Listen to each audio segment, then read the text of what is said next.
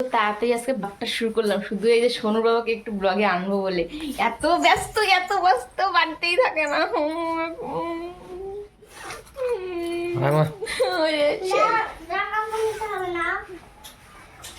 সোনু এখন যাচ্ছে পড়তে, আজকে সোনু সকালবেলা পড়া। এখন বাজে হচ্ছে সকাল প্রায় 10টা 10 মিনিট বাকি। সোনু স্নান খাওয়া ভালো মতো হয়নি, ঠিক মতো খায়নি সোনু। পড়তে যাচ্ছে মাটা। এখন আমরা অনেক কাজ, ঘর বাড়ি সব পয়সা করতে, মানে ঘরটা মুছতে লাগবে, তাই তো। গাড়ি একদম টোটো নিয়ে যাও, আবার আসবে, আবার যাবা। হ্যাঁ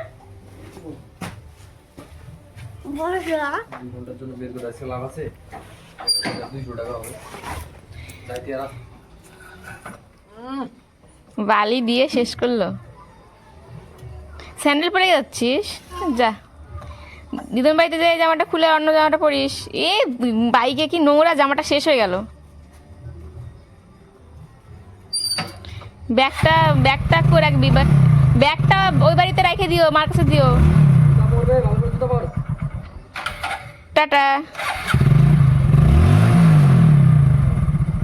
তো দেখো এখন কি সুন্দর সোনু নেই, একটা আমার সাথে ভালো মতো কয়েকটা শর্ট ভিডিও বানাবে, তাহলে কিন্তু আমার ভিডিওগুলো ভালো মতো ভিউ হয়, তাই না? তাও শোনে না, হাতে পায়ে ধরে একটা মাত্র ভিডিও করলো, জানো। তোমরা একটু কমেন্ট করে জানিও তো, তোমরা কে কে সোনুর বাবার সঙ্গে আমার একটু ভালো ভালো ভিডিও দেখতে চাও, তাহলে যদি একটু আমার সঙ্গে ভিডিও করে। এই যে শয়তানটা একটা দারুণ ভিডিও করছে, দেখে বলো কেমন হয়েছে। ফোন দেখতেই ব্যস্ত সারাক্ষণ, যে ফোন দেখতেই ব্যস্ত, একটু ভিডিও করবে তা না। ভালো লাগে।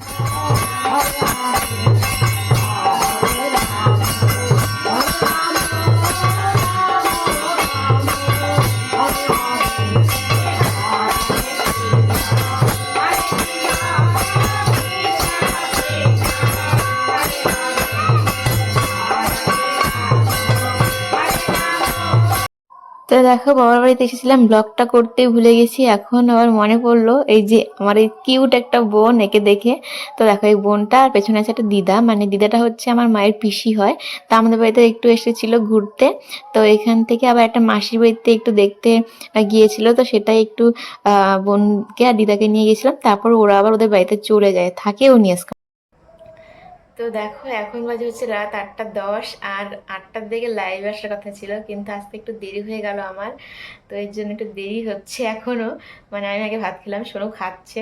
আর দেরি হওয়ার কারণ কি বলতো, আজকে হচ্ছে প্রথমবার আমি একটা আমার ননদের সাথে কথা বললাম, মানে সোনুর বাবার মাসির ঘরে বোন আর কি।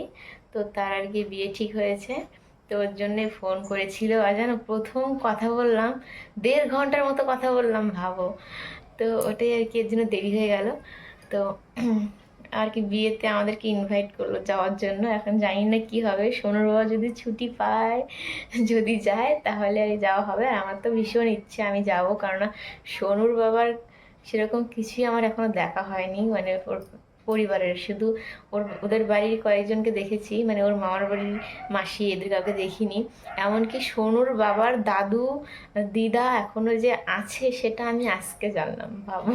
আসলে কি বলতো, সবার পরিবারে কিছু না কিছু ঘটনা থাকে, যার জন্য সম্পর্কগুলো অনেক খারাপ হয়ে যায় কোনো কারণে, এই আর কি ব্যাপার।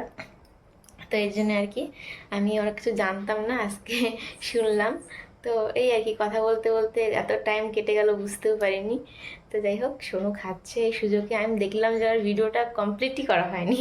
তো চলো এখনকার মতো আজকের ব্লগটা এ পর্যন্ত রাখছি, একটু পরে আবার লাইভে দেখা হবে।